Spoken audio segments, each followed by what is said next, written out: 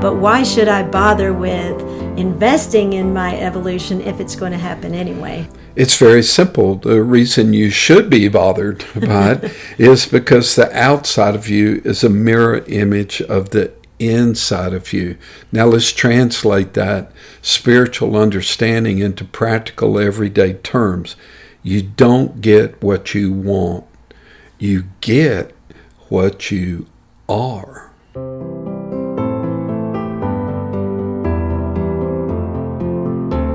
Hi everyone, and welcome to Becoming You, the Path to Consciousness, where we apply spiritual wisdom and truth to your everyday life. I'm Terry Hasty. And I'm Haydn Hasty.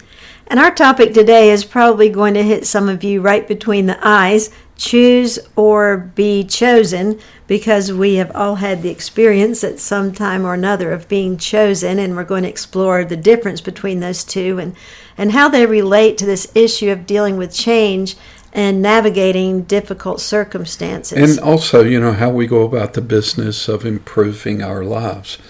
And we're going to look at this through 5 major points. One is the conspiracy of circumstances, those kind of invisible dynamics that are acting on our lives. And Haydn calls them the invisible footprints. Right. And who hasn't experienced that, where things are happening behind the scenes in your life, but you don't really understand it until after it has all come together. So that we don't just understand in retrospect, but we can be more engaged and conscious in the moment. Our second point is everything appears in its just and appointed time. And I find that one to be difficult because I'm not good at waiting, or I'm not patient when I want something, I want it. The third one is looking at the 2 different ways that transformation occurs in our lives. One is through personal choice, where we decide we want this to happen or this to change. We want to grow in this way. And the second is that kind of conspiracy of circumstances again, where we are chosen and things happen that we don't think that we've chosen for ourselves. And the fourth point is something that just comes right out of the blue. Like, how did this happen to me? Why did this happen? Everyone experiences that. And our fourth point is you don't get what you want, you get what you are. That's one of my favorite ones. This is spiritual wisdom at work, and again is in absolute alignment with, for example, the very first one, some conspiracy of circumstances and the invisible footprints, which, as it's connected to you don't get what you want, you get what you are, you can't see that. And yet it is unfolding and evolving. And the fifth one is the one that ties these all together. Consciousness is the bridge between the life you are living and the life you desire. That's what's going to allow us to make the kind of progress that we want. So when we go to number 1, the conspiracy of circumstances and the invisible footprints, I think it was around 1989. It's been so long ago, I sometimes get it mixed up, but I was on a faculty retreat. Terry and I actually were on the same faculty at the time. It was a pretty large faculty of about 75 people, maybe, if I remember correctly. But Terry wasn't at the retreat, and Terry and I did not really know one another at that time. But I was at the faculty retreat and had a moment to take some time to myself down by a small pond near the hotel where everyone was staying. And it went something like this. I was just sitting there kind of relaxing, and I opened up this conversation with God, basically, that this is what I said. And I remember this. I said, God, I'm really doing great and I'm really happy, but if there's something else I'm supposed to be doing, something greater than what I'm doing today, I just want you to know I'm open to that, and I'd be ready for that. I think it was within a year, maybe a year and a half, my whole life would unravel, and I ended up losing everything. I had filed for divorce, didn't have a nickel to my name. I was deeply in debt, And I was wondering as I was going through that process if I was even going to be able to survive what had happened to me. I experienced the process that I was moving through. Really, I would come to see it as a process of death. It was this very long, extended, about 2 years, what I considered to be an extended act of injustice that was just never going to end. But of course, as time went by, I was going to find out there was nothing unjust about it at all, that it was absolutely perfect for what was getting ready to happen to me. The realization that everything had to be stripped away, that the new me essentially was being born, but in order for that to take place, I was going to have to let go of everything that I was familiar with. And I've often said that I couldn't have paid a consulting firm enough money to orchestrate what happened. Because when the conspiracy of circumstances arrive, when the invisible footprints of life arrive, you have very little control about what's going on. It is swift, it is often total, and for many people, as they report, it's life-ending. But of course, that's just another phrase for it's a new beginning. And So, do you mind if I add something No, here? I don't please. want to interrupt your No, story at all, but I was thinking about when it is happening to you or me or all of us, we're not going to be able to stay the same. We can't just go back at when it ends, so to speak, and go back and everything's going to be the same. It is a pushing forward. It is moving us in a direction where we're not going to be able to go back and everything's going to be the same as it was. As a matter of fact, that's a guarantee. And I think you could also template the comment you just made on what is happening in the world today. We're not just going to be able to go back because so much has been destroyed. And so at the same time that the ending is taking place, there's also this new beginning. The experience that I had, I mean, it was so bad that as the darkest part began to arrive, I basically just wanted to die.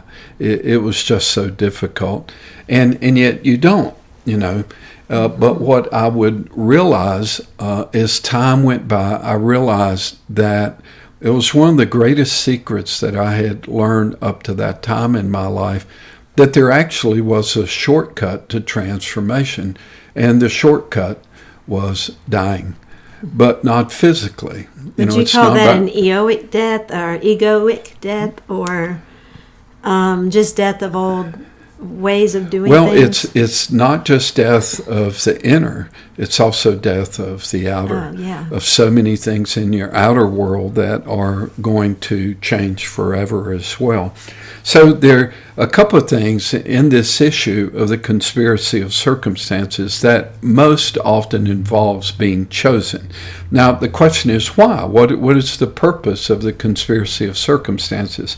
And it's very simple.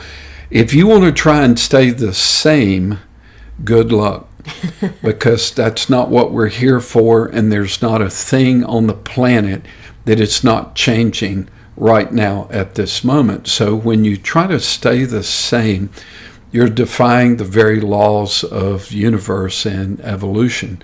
So if you don't want to grow, if you don't want to evolve, don't worry about it. The universe will do it for you. And here come the conspiracy of circumstances. And so just a couple of things. One of the things that I would realize about this is that when it's happening to you, you can be sure that you are not going to be able to stay the same.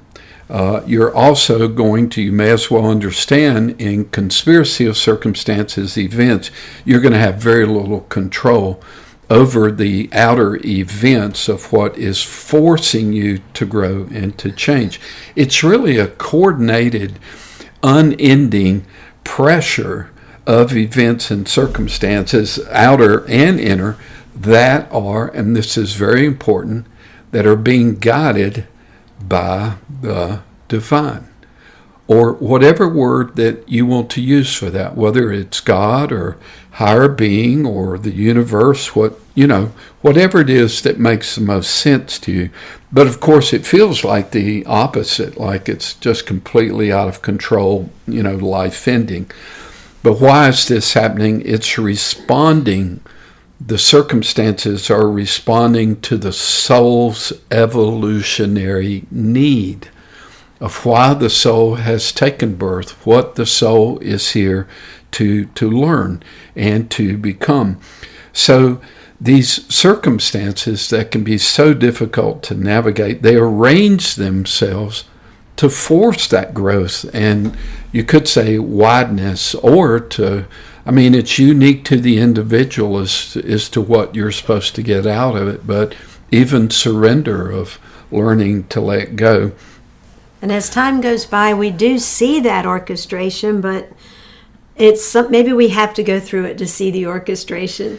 Well, this becomes... But even being aware that it is a collaborative conspiracy kind of between us and the divine can make moving through difficult times less sludgy, less difficult. Which is going to be very difficult to do, but nonetheless, something you just said, what appears to be a conspiracy, like how in God's name did this happen to me, actually is a collaboration. And one of the most positive things that I can say about it, that I now know is true, is that when these events occur, when this happens to you, when the rug is pulled out from you and you find yourself, face down on the concrete, it is because the inner being in you is now ready to take that next step and ready to go to grow.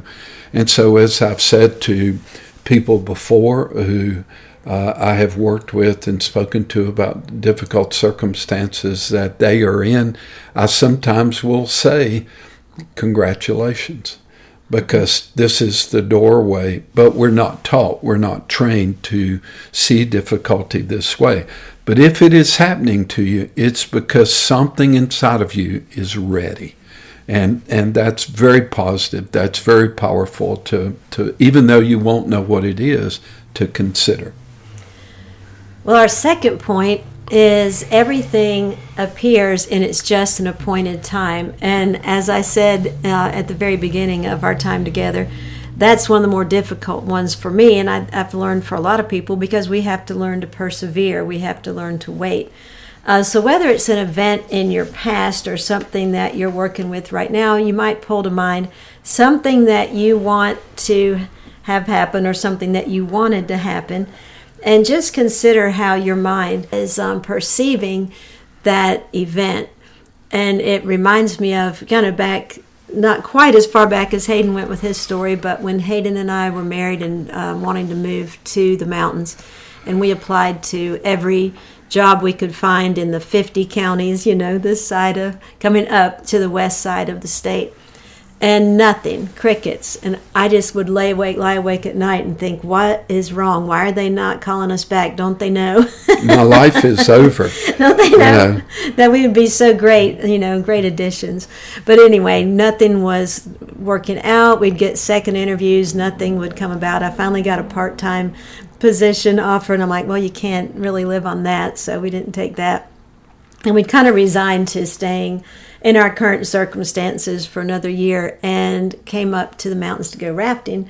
And on the way back down the mountain, Haydn said, hey, let's swing by Christ School, which is an all-boys Episcopal boarding school up here in Asheville. He said, I'll show you where my cousin Sam went. So we pull in the school, get out of the car. The three kids that we had at the time kind of spill out of the car, and we'd been rafting. And so we looked a little bit like drowned rats, probably. And it was like a magnet between me and this gentleman that was walking towards us. And he came up and introduced himself to Haydn and myself. He looked at me and said, are you a teacher? And as a matter of fact, that's precisely what he said. Yeah. Are you a teacher? And I said, yes, I am. He said, are you an English teacher? And I said, I am. He said, we need one. Next thing you know. The greatest story continued to unfold, and within 24 hours, we had a job in Asheville in a house, actually, that we were able to move up, and our oldest son got to be enrolled at this wonderful school for free. Everything just kind of fell into place. The one place we did not apply was the place that, and there again, we've got that conspiracy, or we can prefer to look at it as a collaboration of circumstances that are happening behind the scenes, and then it came to fruition and was a wonderful segue for Haydn and myself to move here and then eventually start our business. But this issue of everything at its just and appointed time is so important, because we must begin to increase our understanding of time.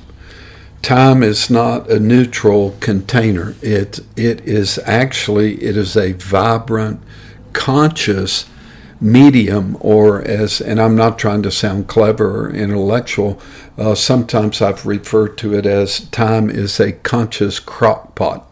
But it's cooking, and you are growing and you are evolving, whether you're aware of it or not. And maybe not getting something that I want is actually an ingredient in the crock pot that, that was part of my evolution. There's not a single human being who has not learned that in getting what I wanted, I ruined my life.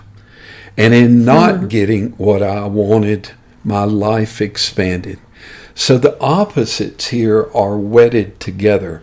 And this issue of everything at its just and appointed time also connects to the very first one, and that is the reason it occurs is because you're ready. There's something inside of you that is now ready for this moment in time that will occur. Sorry to be repetitive, but will occur at its just and appointed time. And the question is going to become, how will you use your time, that's time with a capital T, as you go through difficulty and change? Because I've learned my own experience, and you have this too, is the more I resist what's happening or not happening, the more I push for it to be the way I want it to be, the more I lay awake at night and worry about what's happening or what's not happening, the more roadblocks I'm creating for this conspiracy and collaboration of circumstances to unfold and to happen. It's not that you just roll over and go with the flow. We were doing our best in that example. We were applying to every job. We had our intention set. That's part of life in the horizontal. That's part of what you do to be in alignment with what you want to have happen. But doing your best to let go of the resistance to what happens so that you're not like caught in a riptide, So as Terry started her full-time job, I was still unemployed.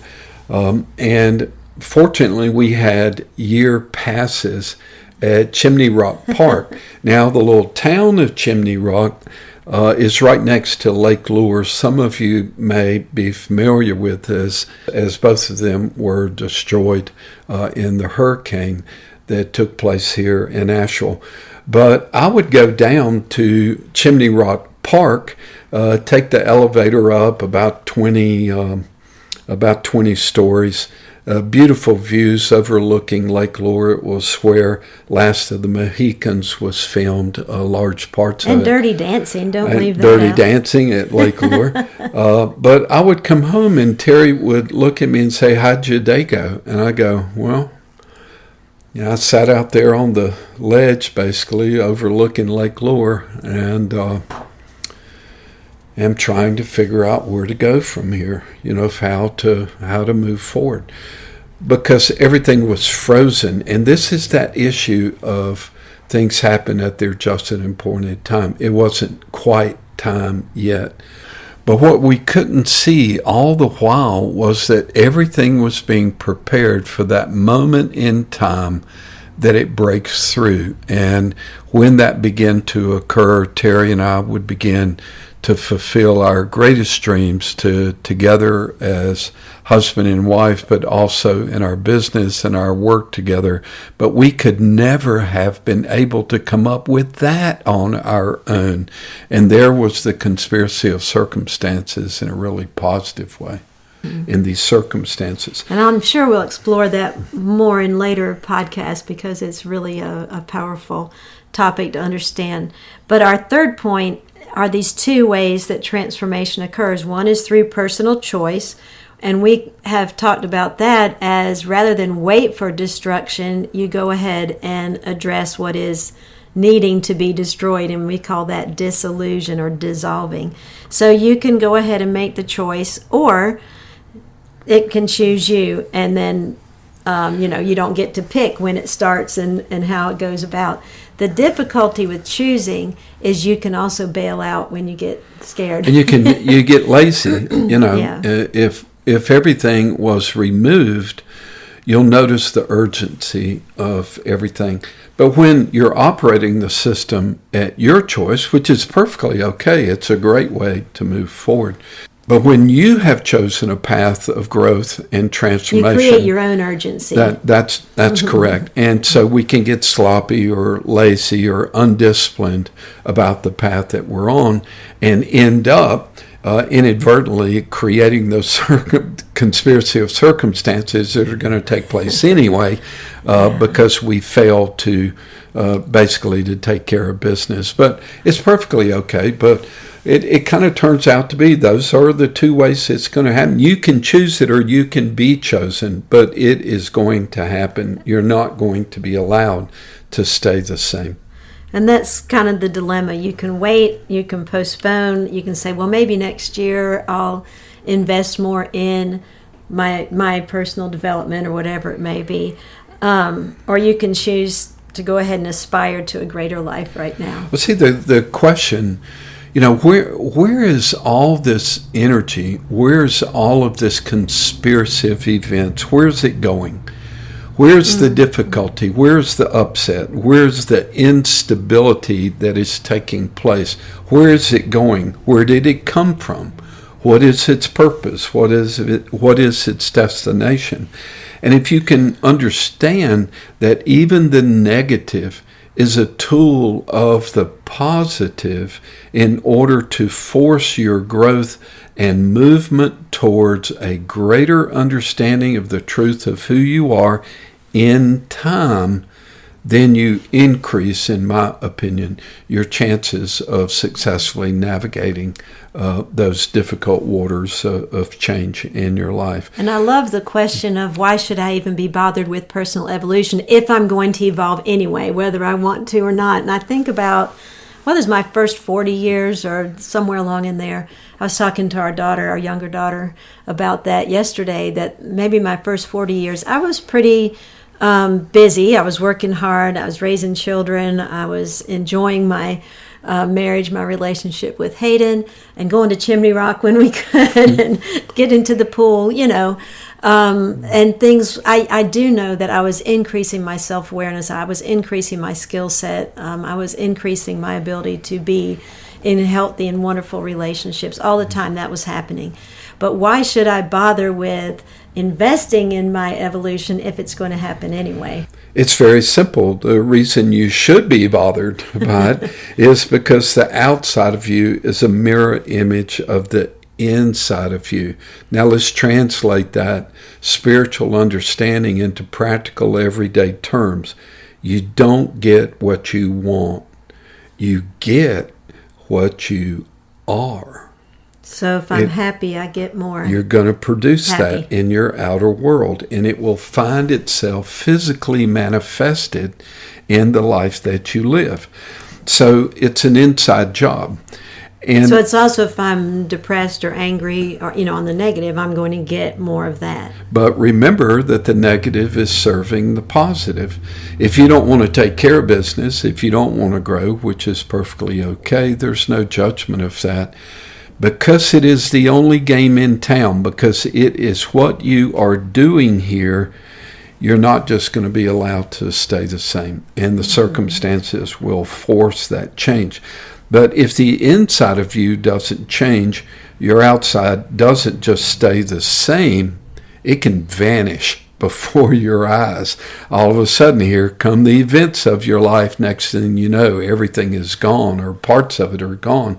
I want to really underline what you said, Haydn, because the inside is the essential being part of me, but the outside is obviously important too, but it's our relationships, our job. It might include your car, your home, all of the things that we see with our eyes. And that's what you're saying can vanish if the inner isn't, if we don't pay attention to our inner world and our essential self, our essential being. Okay. Or to become conscious of the purpose of our life. That really is the key. It's about our existence, not seeking out experiences.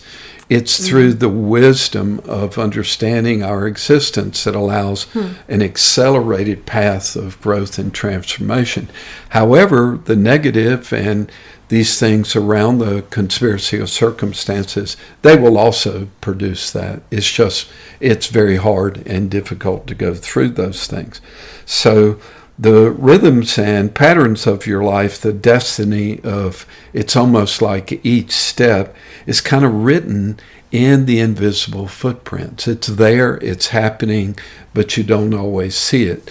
Many people, I was one of them, could only see it after I had had made progress out of it. But when we're in it, when we're in the compression and the destruction or the difficulty, it's real hard to see and understand. This gentleman we just met, he came by the office and he was saying that he'd gone through a lot of difficulty, a lot of suffering, a lot of struggle in his life, and he's probably 40, early 40s. And what he'd come to realize was that every breath was a gift, that he was grateful for this life, for this opportunity to learn and grow, and that he wants to be an instrument in teaching that to other people. And I just found that that's the perfection of it, that suffering does work. It's just not the easiest way, but we all tend to learn that way. That's kind of the way it goes. And yet we learn through disaster, just as we're doing at the collective level in this country. We are learning through ignorance and pain and suffering. But we can also learn but we don't have to. Right. We can learn through being aligned and at our center and investing in that essential being. It reminds me of one of my favorite things that Mira Elfasa, who became known as the Mother, and she was saying that you could walk across a courtyard with bullets flying from one side of the courtyard to the other, and if you were at center and if you were aligned and you were in touch with your true self, you would not be hit by a bullet. And I just had time to think as I was reading that, was that a metaphorical example? And then she said, well, unless you're meant to be. Well, that old kind of Zen concept of everything's going to be okay, ... unless it's not, is always playing out. But the outcome is it is always in alignment with what is happening in the inner being. So there is, Sri Aurobindo made this statement, and he said, the life that you live conceals the light that you are. Now, once again, it's so important. We have to figure out how to get this down to a practical level. The things that you are seeking, for example, in your inner world, to be happy, to be peaceful, to be fulfilled, to realize the potential that lies inside of you, it is who you already are. So that's why we can't find it out there. That's why we can't find it out there, and why we keep looking. And so that is part of that realization that can take place. It doesn't happen to everybody. But as one moves through the difficulty, you realize how strong you are.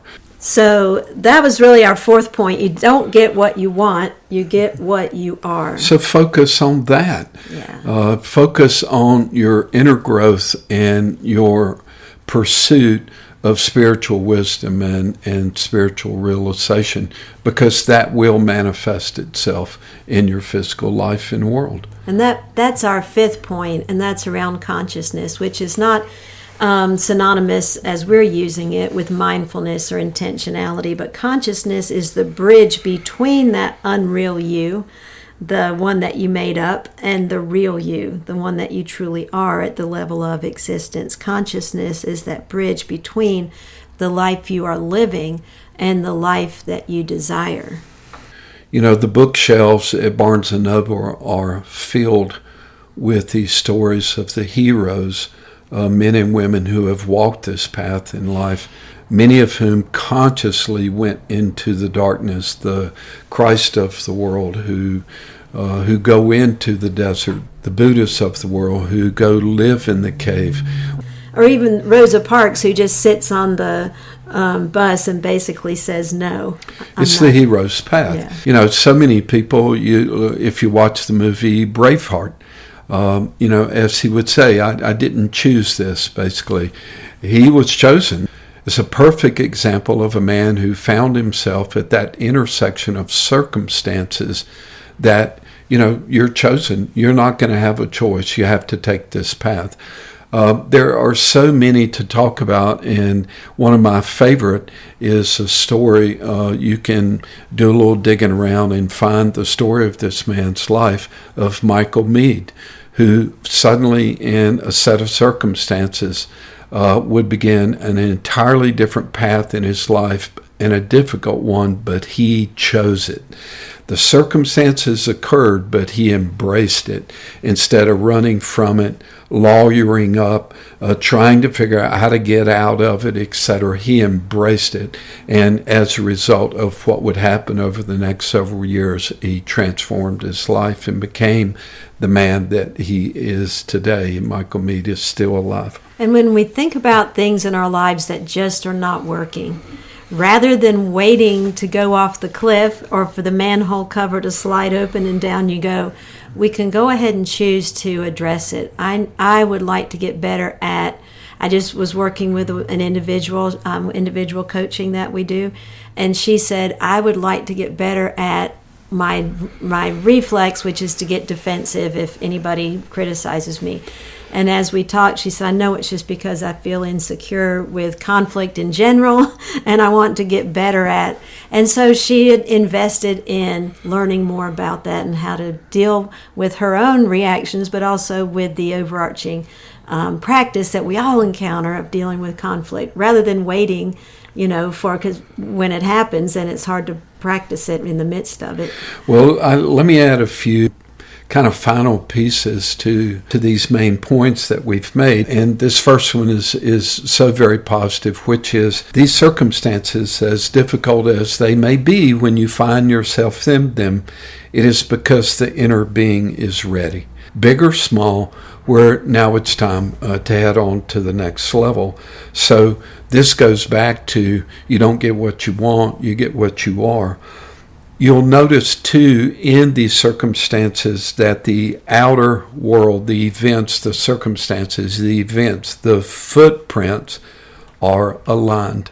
They're not accidental or random like it feels sometimes. Absolutely, except you don't know that when it's happening to you. The universal forces have arranged themselves. There's that conscious crockpot, so to speak.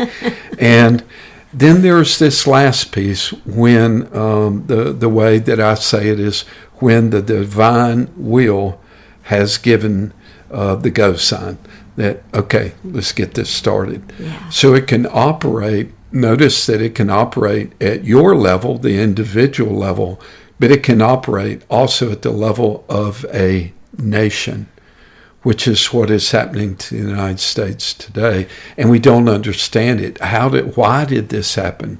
Well, if you go back and listen to the comments that we shared earlier, you will understand. But what is happening is not what it appears to be. So in your individual life, as we just recap what we've talked about, when things are happening that you don't understand and you feel that there are circumstances out of your control and that you're being done unto, practice being the observer of it. What is actually trying to happen? What is the knot, K-N-O-T, that's trying to be dislodged so that you can move forward? What are the invisible footprints? But also understand that that's positive. All of a sudden, out of the blue, here comes one of the most significant opportunities that you have ever had in your life. But the question is, will you be ready?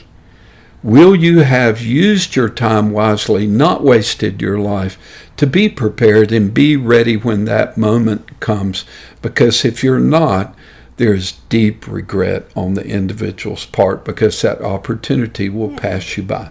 So be willing to take the opportunity, but also have the patience to understand that maybe it's not time yet for that other thing that you want or that thing that you are pining for. A little bit of waiting for Godot here is not today, God's coming tomorrow. Not today, God's coming tomorrow. That's the way it goes sometimes in these conspiracy of circumstances. And transformation. But it is coming. Yep, transformation happens, and it will happen either because you choose it, you choose to invest in yourself, you choose to grow and evolve, or because it happens and the manhole cover slides open and down you go. You don't get what you want, you get what you are. So the practice here is to really invest in who am I and what is the experience I want to have of myself. It's to focus on being and not doing, because doing proceeds from your being. You know, as I think we've said before, what you see is what you be. What you be is what you do. So the outer circumstances are not going to change until that inner world, that inner being changes. And that's why focusing on, what you are must become the significance of your life and growth. And that's where consciousness, which is the truth of who you are at the level of existence, working its way out through your everyday life, through your relationships, through your mistakes and goof-ups, and through your glory days, through the things that you do really well. Consciousness is that bridge between the unreal you, the surface you, the made-up you, and the real you that is your essential being. And to be consistent, which I think really you just said, consciousness is a bridge, but it is also who you are. So, in everyday practical terms, you is the bridge, into your next life. Maybe into in Southern terms, you is. Right, in good Southern English, into what you really desire in your life. It can only come about from the level of being and level of consciousness that you practice in your life. So, thank you so much for being here with us today. I've really enjoyed this conversation and appreciate you tuning in. If this has been of interest to you, resource to you, please consider joining our private online community at becomingyoujourney.com. You'll see these in the show notes below as well, but please go to truthspringasheville.com, and you spell Asheville Asheville, and you'll see all the different resources we have. We have workshops here at our campus in Asheville. We also have virtual and face-to-face individual coaching. We'd love to connect with you on a deeper level. We are also conducting a consciousness workshop in New York at the Omega Institute, July 31st through August 2nd, and you can register there on their website at eomega.org. And what a beautiful campus that is. So thank you so much for your time, and we look forward to seeing you next time. Take care.